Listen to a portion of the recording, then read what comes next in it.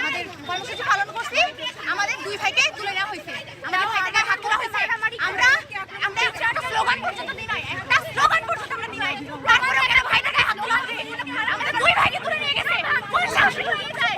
আমরা আমাদের ভাইদের মুক্তি চাই না, মুক্তি চাই, মুক্তি চাই। যখন আমরা বাঁচানো সিভিল ড্রেসে নাও, পুলিশের ইউনিফর্মে ছিল না, যখন আমরা আটকে গেছি তখন আমাদেরকে মারতেছে। আমি টিচাররা যখন ধরতেছিল, টিচারদেরকে আক্রমণ করতেছে।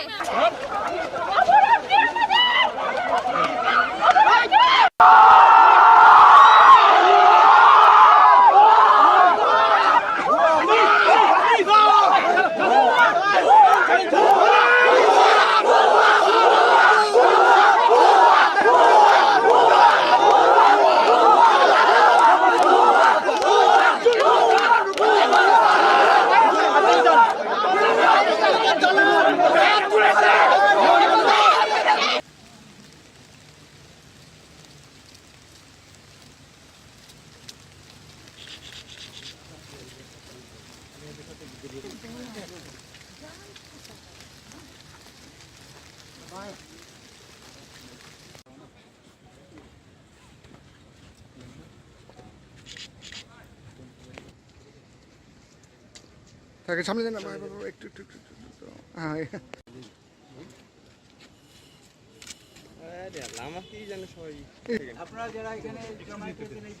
আমরা শান্তিপূর্ণ সমাবেশ করছিলাম, আমাদের সমাবেশ শেষ, আমাদের কর্মসূচি শেষ।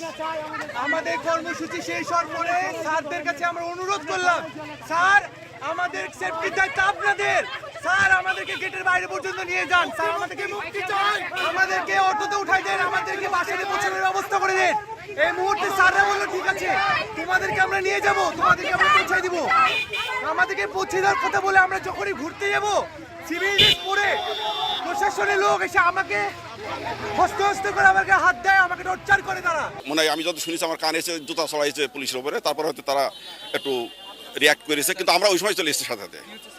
জুতা ছড়া হয়েছে, আমি এটা কানে এসেছি আর কি, আমি শিওর না যে ছাত্রদের জুতা হয়েছে। হ্যাঁ,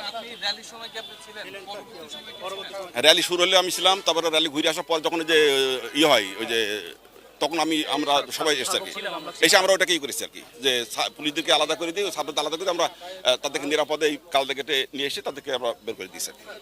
আমার ছাত্র হলে আমার দায়িত্ব আলাদা, যদি আমার বহির্গত হয়ে থাকে কারায়